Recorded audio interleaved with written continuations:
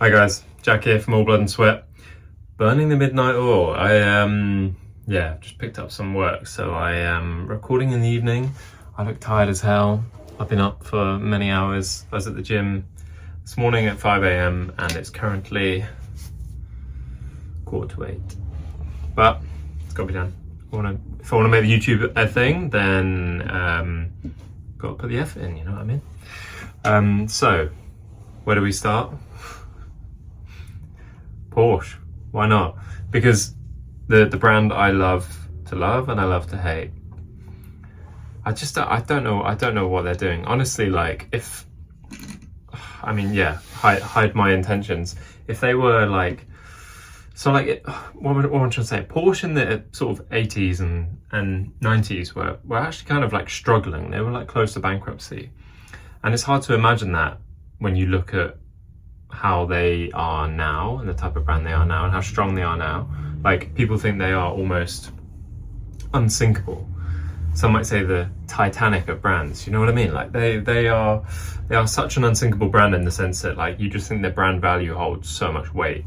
And yeah, I mean, they're not wrong, but at the same time, like no one's unsinkable. People probably thought that about Rolls-Royce and Bentley back in the day, and then they had their whole downturn, which ended up with them getting bought out by the Germans.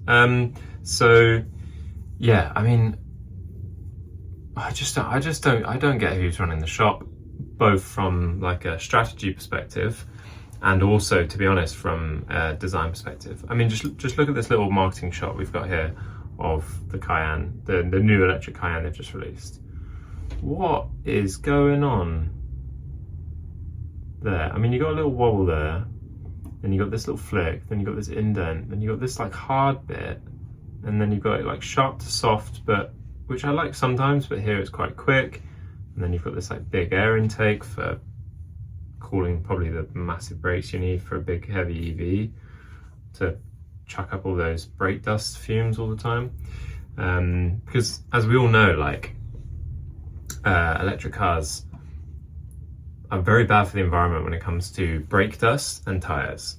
I mean, we all know that. We all should know that it's actually really, really bad because of the weight, mostly the weight of them, and then also regenerative braking. So a lot of electric cars get their energy from regenerative braking, and that means that in order to get energy, you need the friction. So it means they're kind of always on, they're always working. So yeah, you need that kind of stuff. Why is this not loading? Oh, it's an advert for the Kardashians. Bear with me guys, this is gonna be a rough one. So brakes optional. Yeah, I mean, so let's just go through the photos of this. What's going on? Why are you over there? Oh God, gotta love it. Nope, still not working. Zoom out and then let's try it.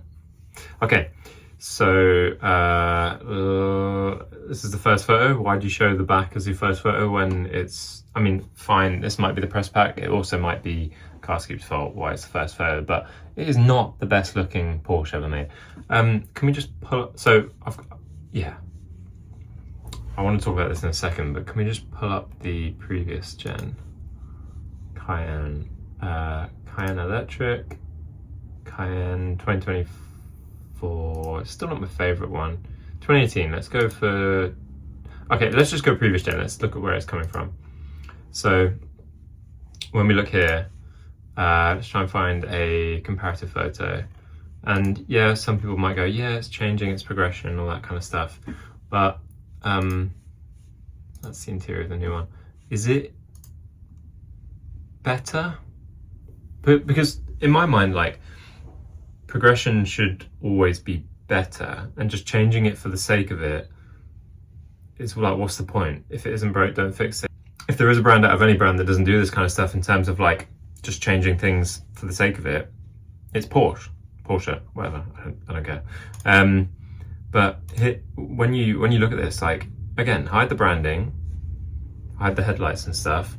It could be like a Chinese sort of mishmash of I mean, honestly, a Chinese copy of a Macan, really. It looks smaller. I don't know why it looks so much smaller than the old Cayenne. Yeah, like the Cayenne is such a good car. It has such good like road presence. This looks bad because it's got the wheel flats in body color, which is not the best look for a press car, to be honest with you. This one's completely, it's got the lower bits in body color as well. It makes it look so heavy. Just do it in black. Let's go to the sketch. It's actually not a great sketch. God, I'm struggling. I probably should have pre-planned this. Yeah, show me a Cayenne with black on black. Not black on black. With like actually like proper black wheel trims. Let's go a little bit older. It's body color. That one, I mean, that's 2015. This one has like proper, there we go. Okay, it does look a little bit more functional off-road, but black wheel trim, black underside. It just has a better stance. It looks like it would actually work off-road compared to this, which they have done the black and black because they need to hide the EV-ness of it, the sort of heavy, awkward proportion of it.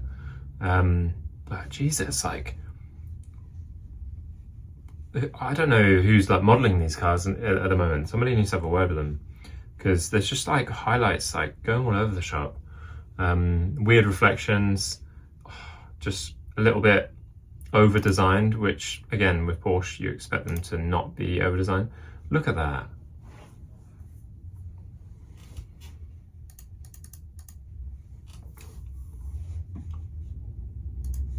I don't know what to say. Let me find a side view of the old one. Give me a side view, net car show.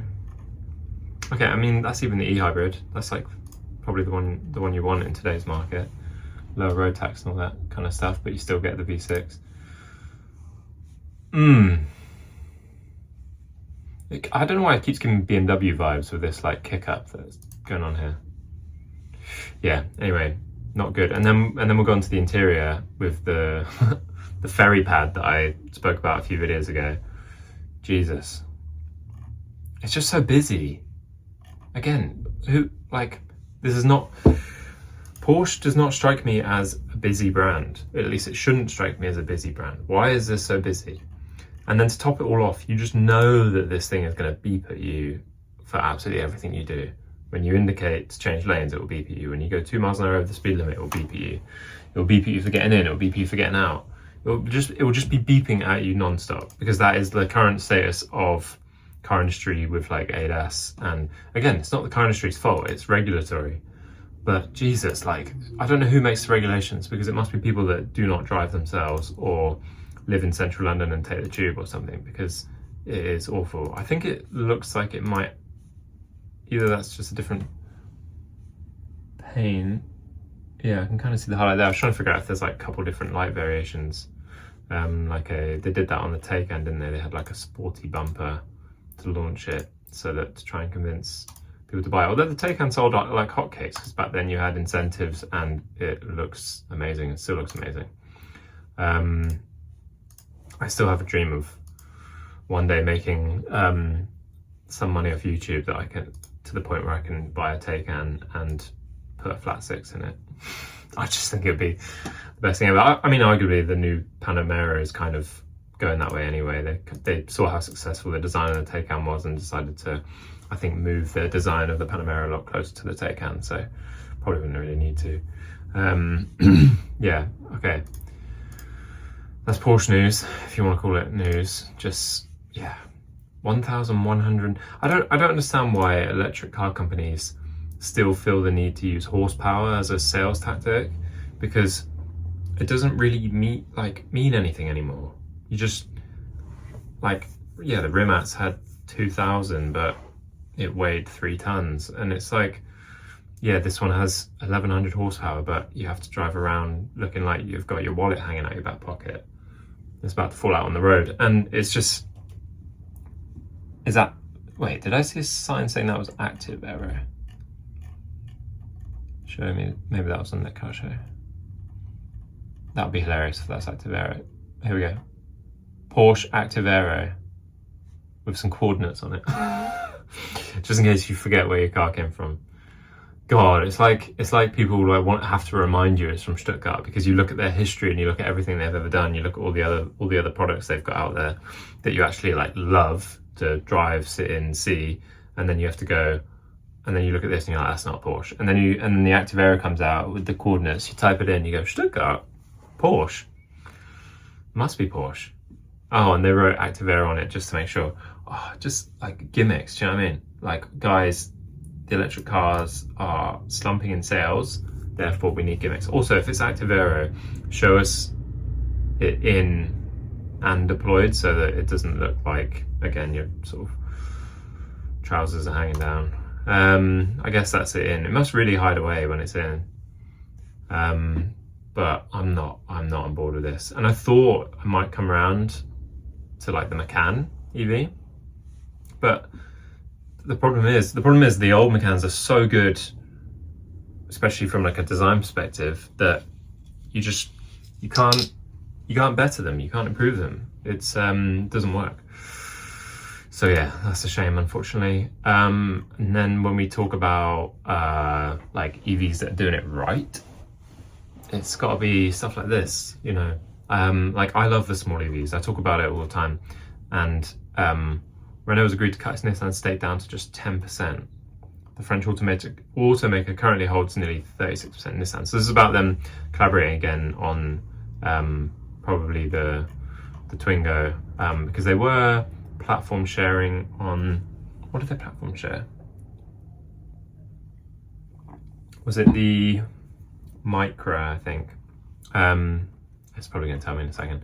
But anyway, as we all know, Nissan are struggling. And yeah, Renault are absolutely nailing it from like a design perspective when you look at products like the 5 and the Alpine.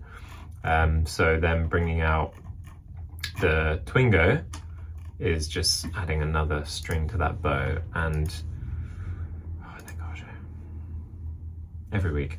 Look at it. How cool is that?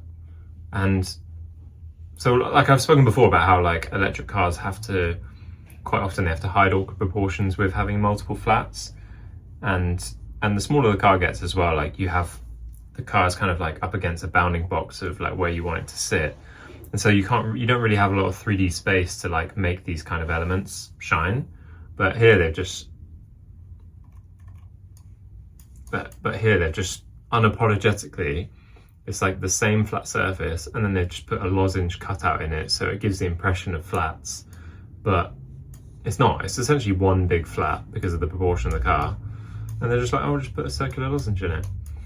Got another one down the side, very sort of Fiat 500, but in a different way that suits the iconography of the car. Little 3-spoke wheels, very cute.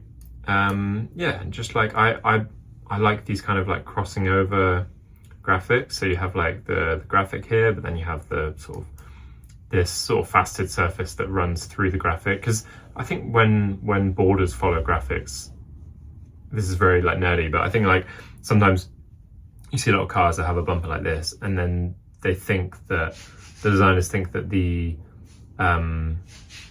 sort of facets of the body panels have to follow that border as well. But I think if you cross them over in a nice way like this, and you manage the shut lines well and the highlights well, it can look really cool. I've done it in a lot of my own sketches. A couple of my own designs that made it on the road have this kind of approach from years ago, and yeah, I think it's nice, and not a lot of people do it actually.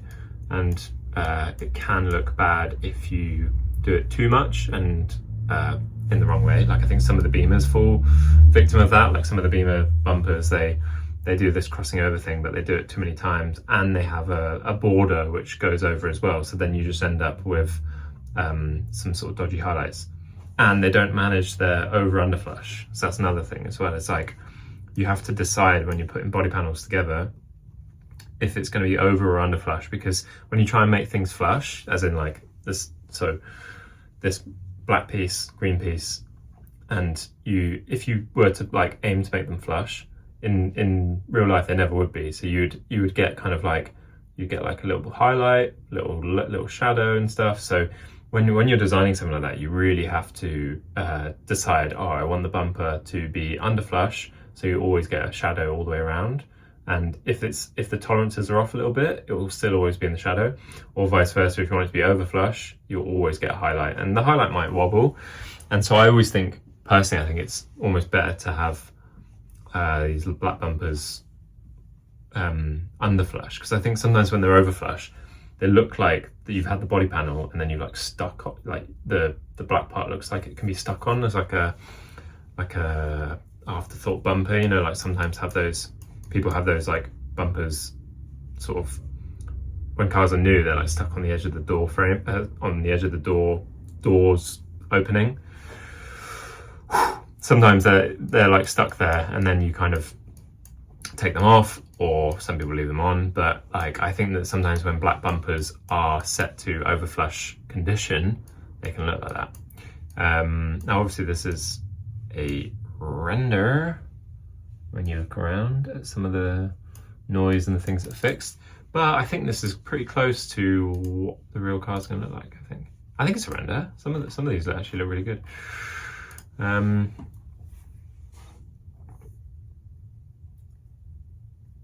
Sorry. Yeah, also they've done a really good job as well of like the rear window is it doesn't go down.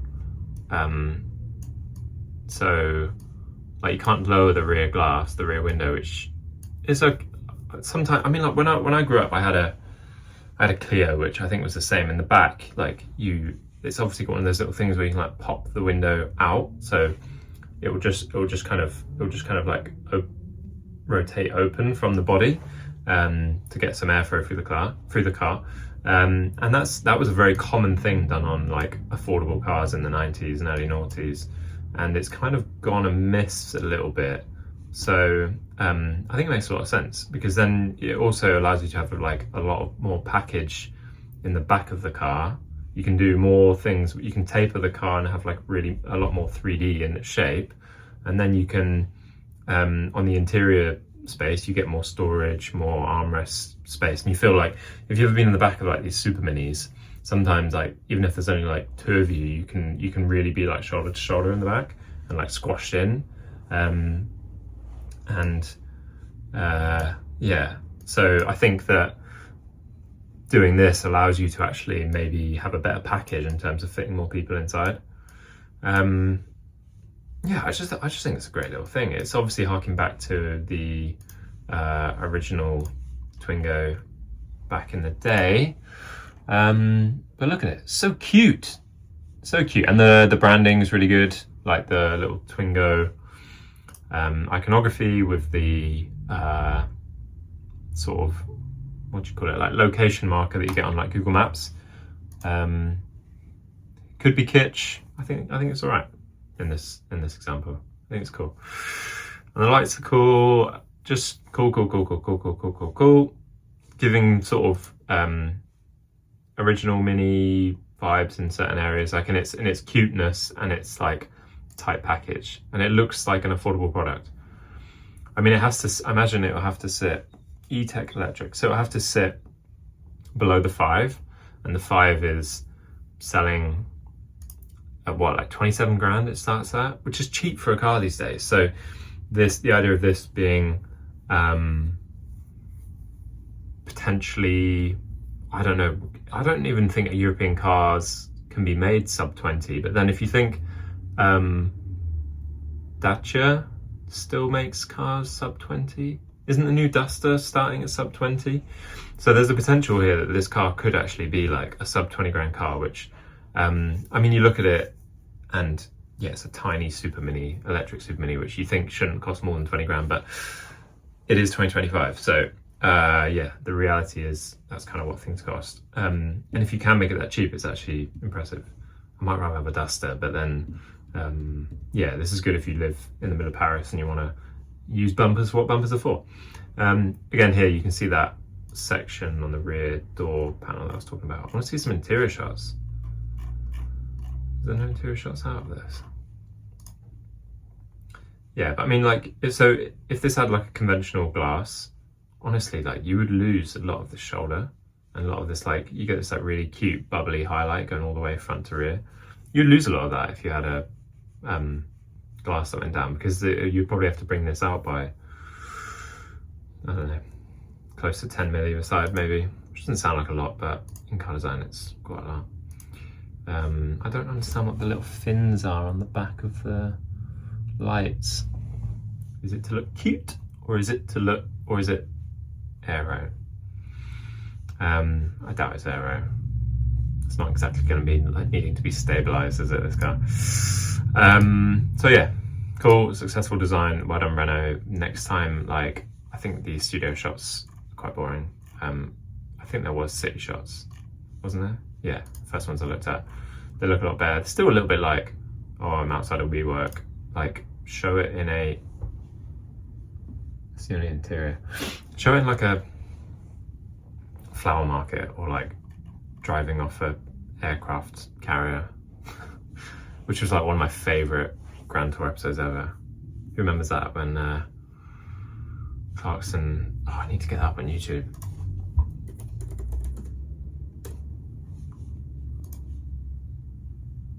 Where is it?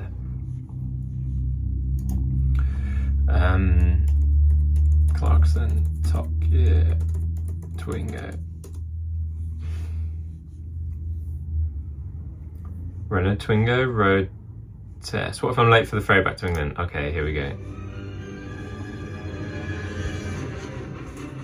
It's 2 minutes long. I'm just gonna We've all been in this situation. go forward a little bit. The boat still here and I can make it. Come on. I mean, I don't. The shame about the new Twingo is it's obviously not going to be this sporty. Is Ross Kemp in the boot? I love how Ross Kemp's meant to be in the boot. This is fantastic. I'm just going to enjoy this for a second, because like, I miss these three. I miss this age of Top Gear. Even like the Grand Tour was great, but like something about low budget Top Gear, which low budget, it still had the biggest budget on the BBC, but low budget Top Gear back in the day was just amazing. And yeah, like this Twingo with, cool. I still think the design of this Twingo is really cool, actually. Can't believe they did this. Great marketing stunt. You gotta love them, you gotta give them credit. And yeah, Ross Kemp was never seen again, unfortunately. Cool, alright. And then let's flip side this to this bad boy. The Peugeot Polygon concept. So this was released last week or something. And to be honest, I didn't realize it was official. That kind of might give a hint as to where my opinion is going to land on it. It's giving like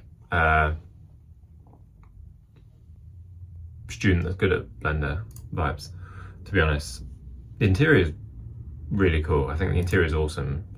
But I think Peugeot is in quite a decent spot with its design at the moment. Again, let's I'll pull one up.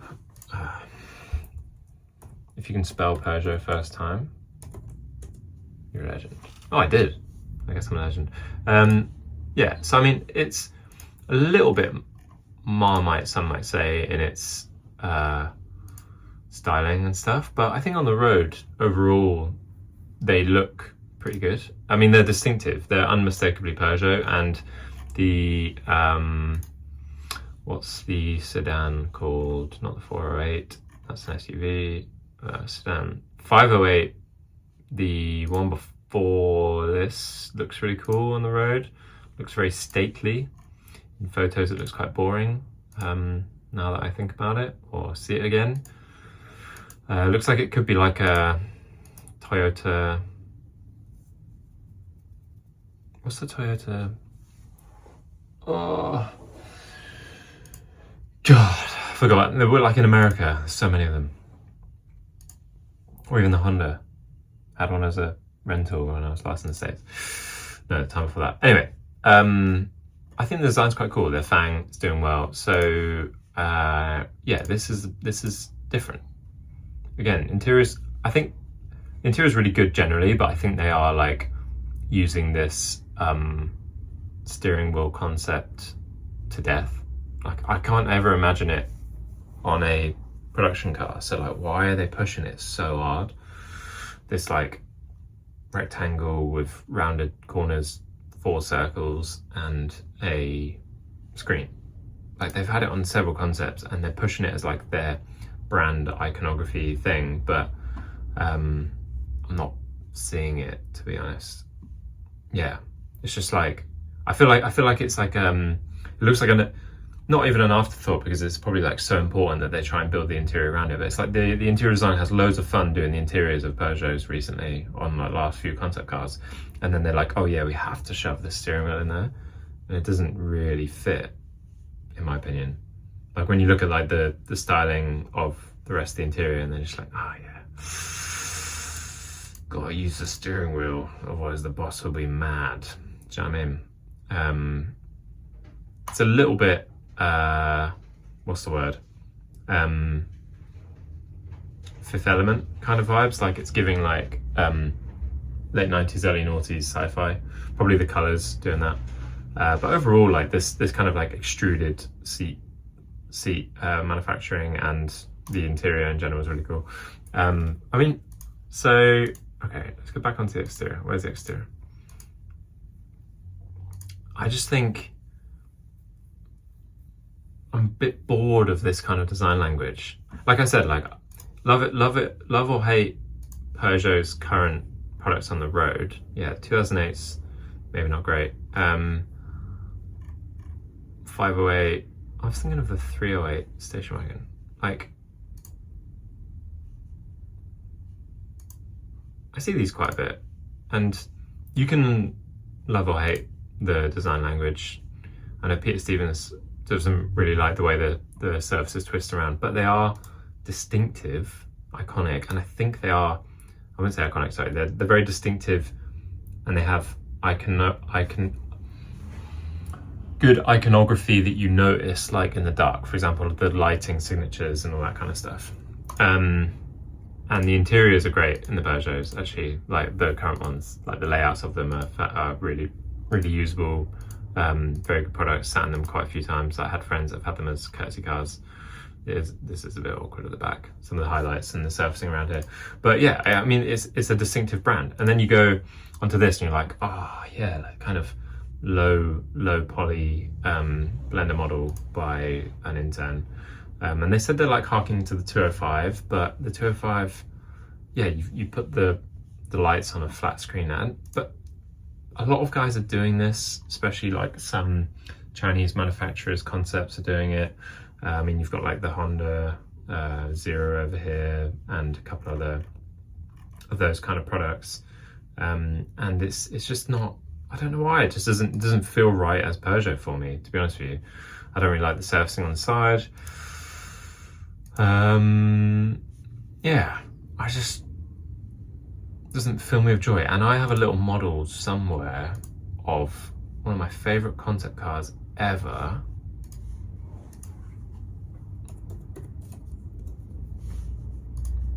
I mean, this is 2012.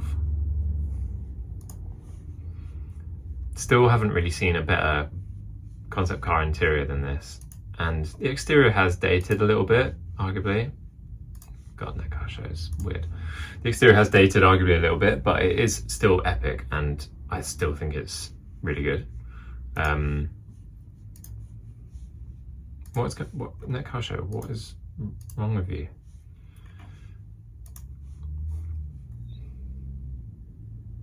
Talking earlier about crossover graphics,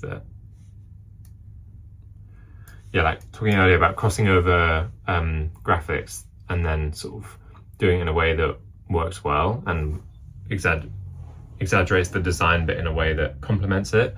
Like, this car is like a testament to that. I mean, they had that whole Onyx strategy where they were putting contrasting materials. They would have like the same surface go through, and then they would have 2 contrasting materials, like they did it with the bench and stuff like that to get to this point.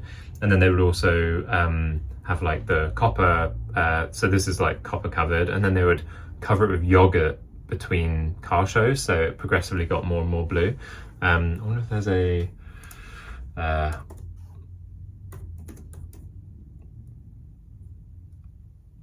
god, I really forgot to spell Peugeot.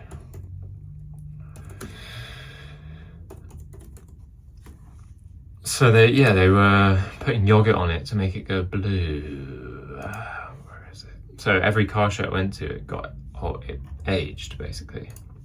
There we go. Look at that. Go away, Getty. Look at that. That is so cool. I just think it's such a good idea, and like, yeah, using copper using its material qualities and just absolutely nailing it. And the design is very clean, holds up today. I mean, there's still a lot of influences in their design language that still work. And yeah, and then also this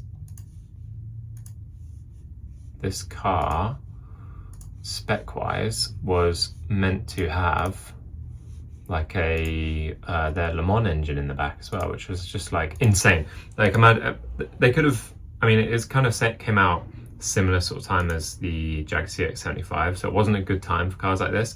If this came out now, they probably would make it, or there would be a lot of people ask them to make it. And yeah, it's got that like bluff rear end that this Polygon's got, but the Polygon is, in plan shape, is a straight line. It's literally a straight line. Whereas why aren't they showing a plan shape of the rear actually? I mean, I know why, but just do it, you know?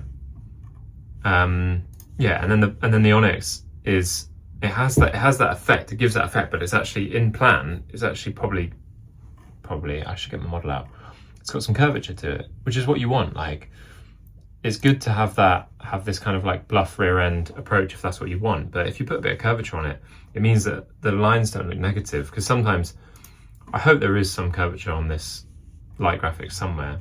Because quite often, if you don't put any, if you do it actually flat, from certain angles, the lines will sag and they'll look negative. I don't know what it is about it. It's just the way it works sometimes. Like, if you work on anything big like architecture or like yachts even and stuff like that, just you need to give a little bit of pump to the lines. Like, you need to just pump it, even just like half a degree, and it will just. To your eye, it will look straight, but it will look right. I mean, that's what they've done on the body side, so it makes sense to them on the body side. But so I hope they've done it on the rear, because yeah, 13 years ago they were absolutely nailing it. And then this car, alone of the detailing, the interior, yeah, still holds up as like one of the best concept car interiors ever. With the I don't understand so Net Car Show recently, like when I try and click on an exact photo, it just like an AI review of that photo, and I don't know if it's me, Net Car Show, or what. But yeah, so they had like the newspaper wood, like again, it's just using materials as a contrast. It works so well. You've got like the weave carbon fiber, dates it a little bit. Newspaper wood, still so cool. Felt, it was all like super sustainable as well, which is what I love. Like in my 2014 degree show, like I had a completely cork, like everything you touched on the interior was like cork, because it was sustainable, antimicrobial, all that kind of stuff. So yeah, I love this approach. When I saw this kind of like really inspired me with that project a couple of years later as well, when I was graduating Coventry, because yeah, it's this kind of approach where it's like simplicity in form, and then you have like really bold graphic, really bold materials and stuff. Again, not working. That car shows. Couldn't find results for car. Cool, just want to look through the interior. So yeah, that's absolutely epic. I love it so much. Right, let's skip on. Jeep just released this Recon. I don't want to linger on this too long. It's just like, who wants off-road EVs at the moment when you can buy I think I saw today, like this is $65,000, is it dollars? $65,000 for the Moab trim. They're just going after like the Bronco market, but like Broncos are predominantly combustion. I don't even know if they have a hybrid option. So I know what the US will go for, because in the US the EV market is tanking more than the UK, and they're like, look, you can remove the doors and stuff. Like, okay, give me a Rubicon. Do you know what I mean? And then also a little Bronco is like 32,000 for an electric Bronco in China, I think I saw, and this is 65, so it doesn't really make sense. So yeah, I didn't want to sit on that for too long. Audi's Formula One livery. I don't understand this product launch, to be honest, because it's just like you've got a car that clearly isn't anything what the Aero will be like next year. And then you've got an extremely simplistic livery on it. I think basically what they're doing is like, it's like advertising space for sponsors, you know, because like in Formula One, sponsorship is everything. Even if you're Audi or Mercedes, like you still need sponsorship. So like you look at this and you're like, wow, this is our livery launch, and you're like, I guess it's like the absolute milled from aluminium vibes of the Mark 1 TT, but really you're just sort of selling billboard space, you know.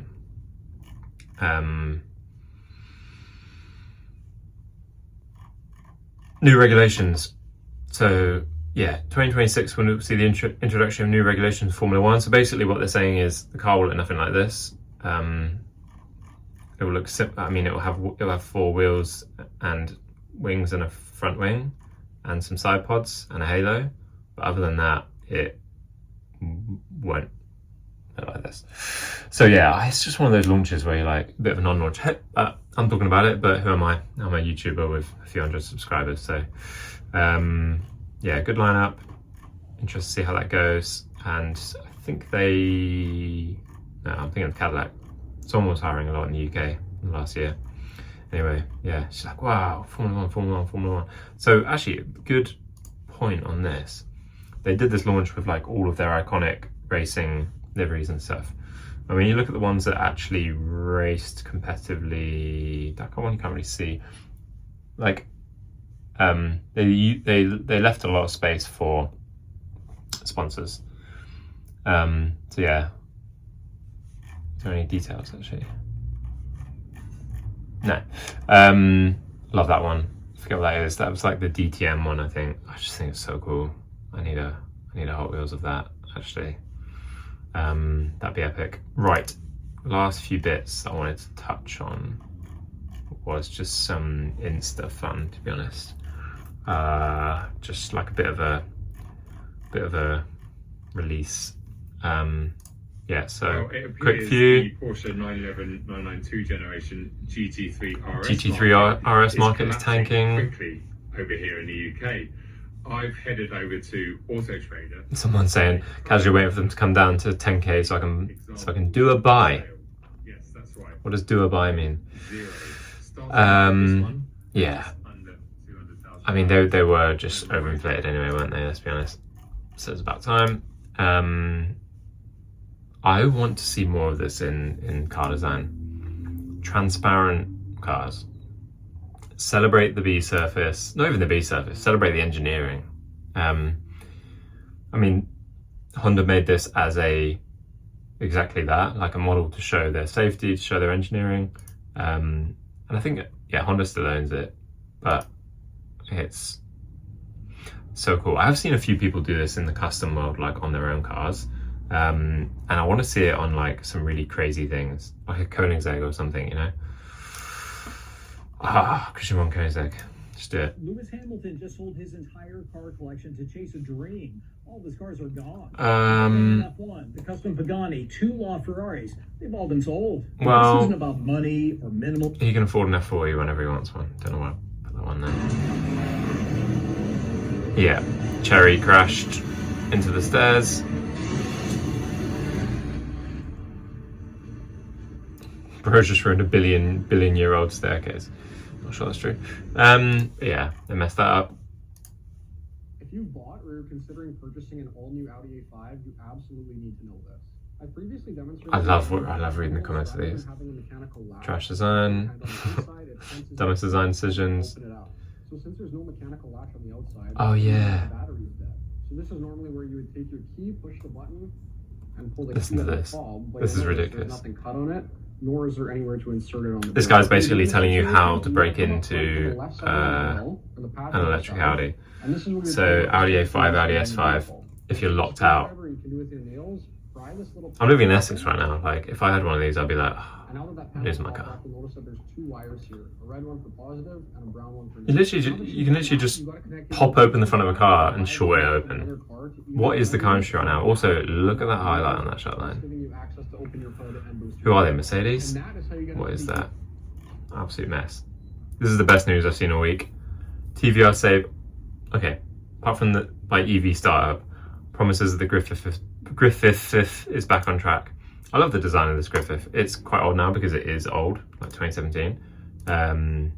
Designed by, like, in collaboration with Gordon Murray, and don't remember who the designers were. I think maybe David Seasing was one of them. Possibly Drive Design, I'm not sure. But so cool, little side pipe. I love I did that whole thing about TVRs last week. I've got a real soft spot for TVRs. I think it's like when I was a kid, just one of those things you look at and you're like, oh my God, that's crazy. And then they're kind of affordable, but also like, why would you? So yeah, it's kind of like that's part of the reason why I love them, I think, just from that sort of mental affordability. So if they do actually come back and they make a V8, which they say like, oh, it'll be V8 for now, but it'll be EV in the future. It's like, yeah, guys, your like Charge Cars has already gone bust like once or twice. They're now owned by sort of group holdings out of like HPL and COV. Like, we know that you're not going to sell those electric Mustangs, that carbon bodied electric Mustangs. If you don't know what Charge Cars is, let me show you. Charge Cars Mustang. The prime market would be like California for an electric Mustang, right? And it's not it's not even authentic. It's like, which is good. I think they haven't actually destroyed any Mustangs. That's why they don't have Mustang branding on them. But it's like, you know, so it's just complete carbon body on an EV platform, electric motors. I'm sure it's rapid. I'm sure it's really aggressive and stuff. But just take this carbon bodied 67 Mustang, which we all love, this like fastback approach, and just whack a V8 in it. Like all the parts exist to make this absolutely amazing, make it super successful. And yeah, arguably they came out in a time when they thought that this like luxury EV market would be the next ticket, and it just wasn't. One thing that does annoy me though is like when they do these types of cars and they make the interior sort of modern, like it's just like got loads of modern bits and bobs in a car that looks like it's from 67. Like, why can't you just make it look more 67, you know? Why do you need digital crap, all the screens and stuff? Like, put some physical dials in it. Yeah, you can have buttons for the PRND, although put a PRND shifter in there just so you at least feel like you're shifting something. Yeah, I mean, even like sort of Koenigsegg have that shifting. Is it EV? I think so. So yeah, I mean, like, put a VA in it, it'd be amazing. Anyway, so back to Insta. They're the guys that have bought TVR, apparently, and they're like, oh, we're gonna carry on with the release of the V8 now, because I think they understand where the market is at the moment, not necessarily where it's going. No one really knows where it's going. That's why the car industry, especially in this country, is in the toilet. But they think maybe if it does go to, they're hedging their bets basically. They've got some luxury EVs sat in a warehouse, and now they can pump out this with some engines. And if they do it right with the right suppliers and the right partners, then yeah, it'd be great. Charge and TVR will update about a merger and their future in early 26. Would love to get involved. Would love to, yeah, dream project. Very, very cool. That's about it, really.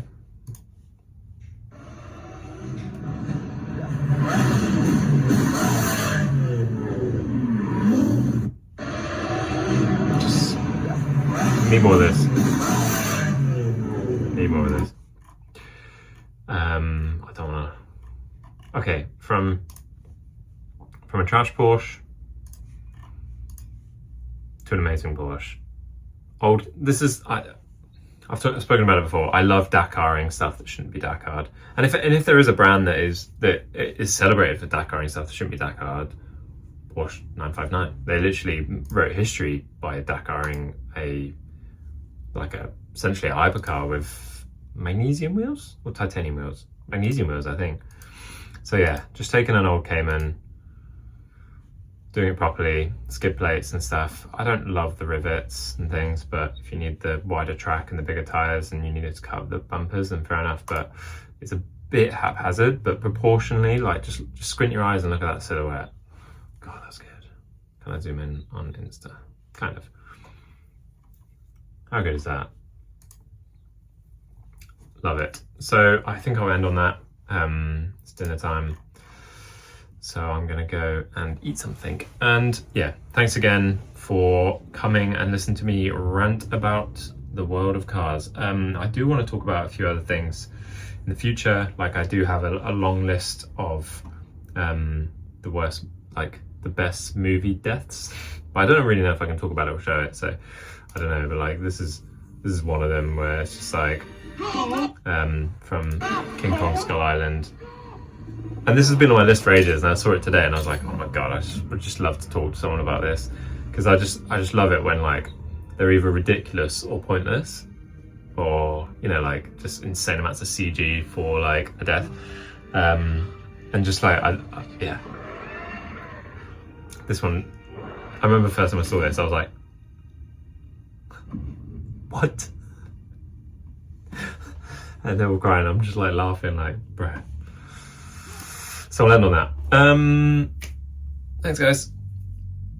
Tell someone you love them. See you next time.